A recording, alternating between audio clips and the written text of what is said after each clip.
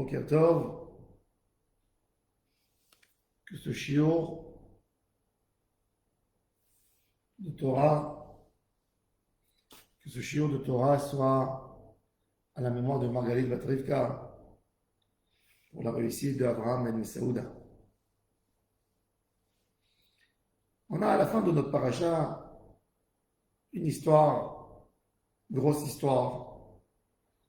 Myriam, Anevia, la grande sœur de Moshe Rabbeinu, qui parle du mal de son frère Moshe, qui le critique parce qu'à son avis, il ne se comportait pas comme il fallait se comporter avec son épouse Tzipora.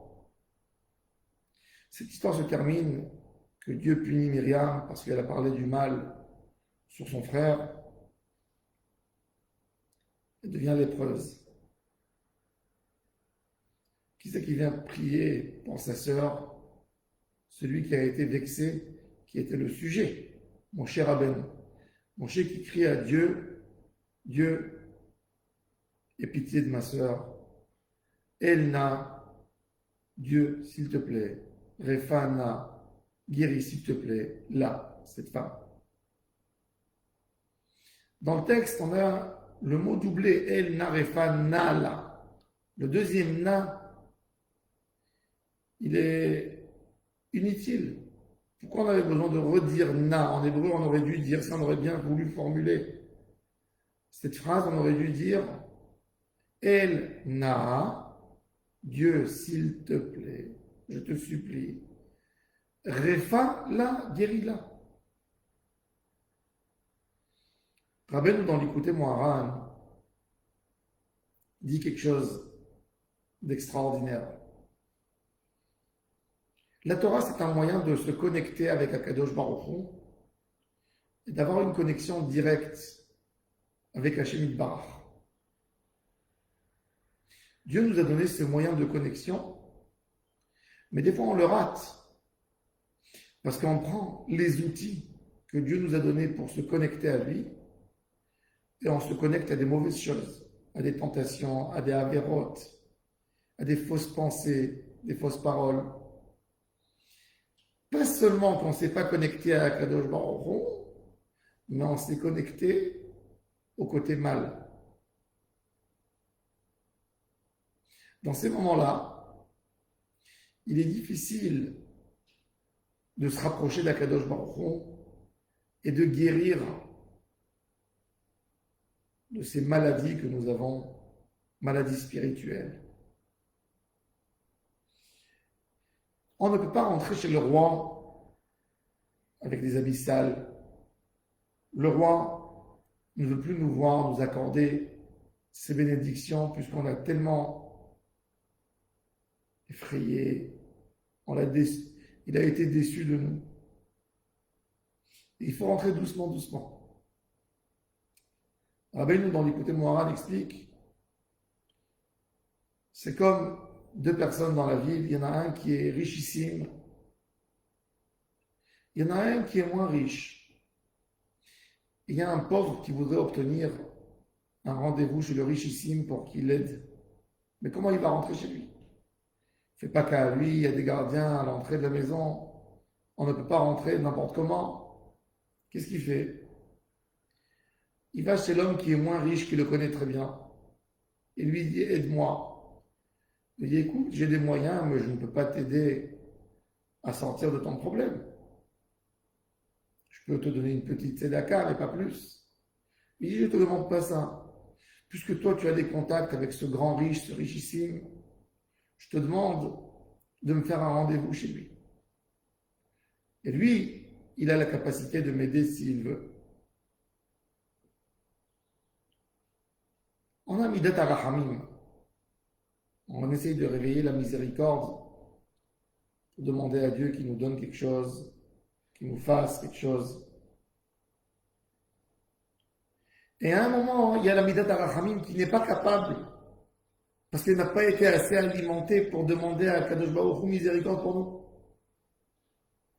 Donc on demande à la Midat HaRachamim, la Mida, le point de la miséricorde, on lui demande de prier à Akadosh Baruch Hu pour qu'il ait pitié de nous. Le pitié réveille l'autre pitié.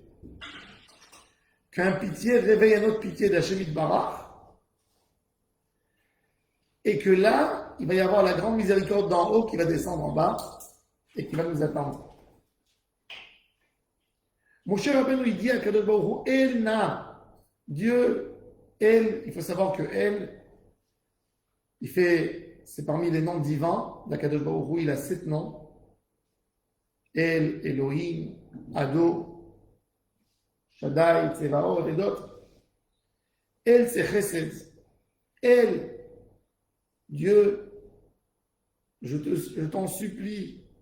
Quoi? Refana, il demande à elle de dire à Dieu de guérir. Elle, c'est un nom, c'est un titre.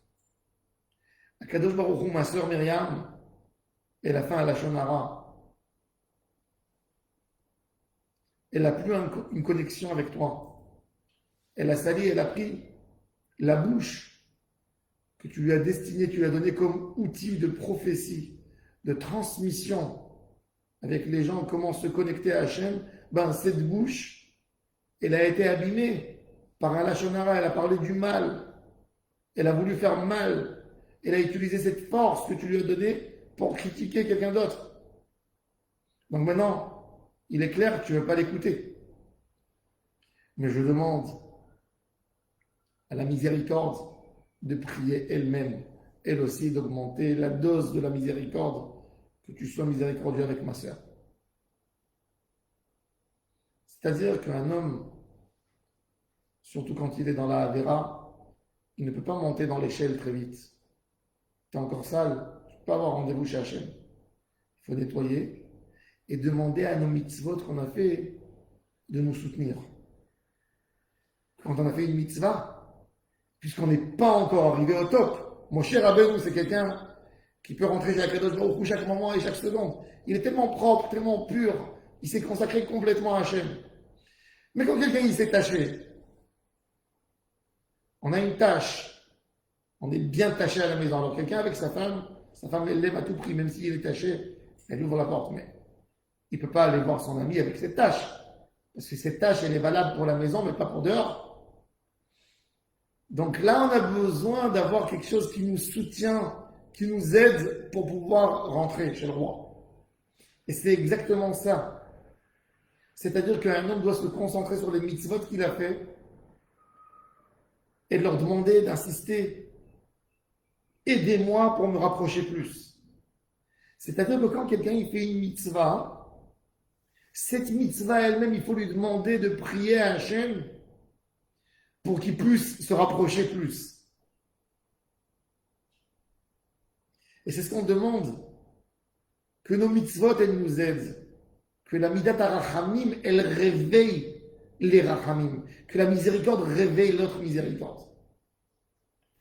Et c'est que comme ça que Myriam Hanevia a eu sa guérison. Myriam Hanevia a eu sa guérison. On apprend de là l'importance d'une mitzvah. Une mitzvah, on a compris comment ça fonctionne. Une mitzvah, c'est un lien avec Hachem. Plus tu as des liens, plus rapidement ta tefila, elle monte en haut. Mais quand tu n'as pas assez de liens, quand tu as fait une rupture, tu es dans un problème. Et là, il faut redemander, il faut reprendre des petites mitzvot.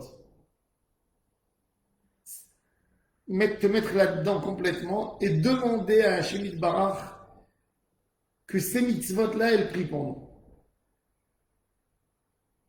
Et doucement, doucement, on se purifie, on évolue. Et là, on peut parler directement avec Hachem Yitbarach. Que Dieu nous aide, que toutes nos prières seront toujours exaucées. Et un petit conseil, si on veut que Dieu nous écoute, mais il faut arrêter d'écouter, nous, le lashon hara. Si on veut que Dieu prenne notre parole et qu'elles ne sont pas mauvaises, il faut arrêter de parler du mal des autres. Imaginez-vous que vous avez quelqu'un que vous connaissez qui vient vous parler. Et malheureusement, il n'a pas brossé les dents le matin. Il a une maladie de bouche. Et dès qu'il ouvre la bouche, ça sent très mauvais. Qu'est-ce que vous voulez faire dans ces moments-là? Vous voulez qu'il finisse de parler et vous voulez partir. Vous pouvez pas l'écouter, vous pouvez pas être devant lui. Ça sent tellement mauvais. Il faut savoir que quand on fait une prière à Akadosh Baruch Hu, on a parlé à un Lachon Hara avant, on a un cadavre dans la bouche, une odeur de cadavre dans la bouche. Comment on peut parler avec Akadosh Baruch Hu? On ne peut pas. Il faut savoir, chaque Lachon Hara qu'on fait sortir de la bouche, c'est un cadavre mort qui sent très mauvais dans la bouche. Et quand on rentre, dès qu'on ouvre la bouche, ça sent tellement mauvais que tout le monde se sort. Gardons notre bouche, gardons nos oreilles, pensant positif toujours sur tout le monde. Et même si on a entendu quelque chose, ne pas faire un préjugé, ne pas juger les autres, dire j'ai pas envie de le juger, je suis pas dans sa place, je suis pas dans sa situation, je sais pas pourquoi il a agi de telle manière. Pas critiquer les gens. Et là, Akadosh Baruch Hu, il recevra nos prières et nos paroles, parce que la bouche, elle sentira bon. Elle a fait sortir de sa langue que des belles phrases sur tout le monde. Ça a une bonne odeur, c'est agréable. Et là, la prière de l'homme, elle monte directement devant le trône céleste. Dieu qui prend cette prière et qui l'exauce. Amen et Amen.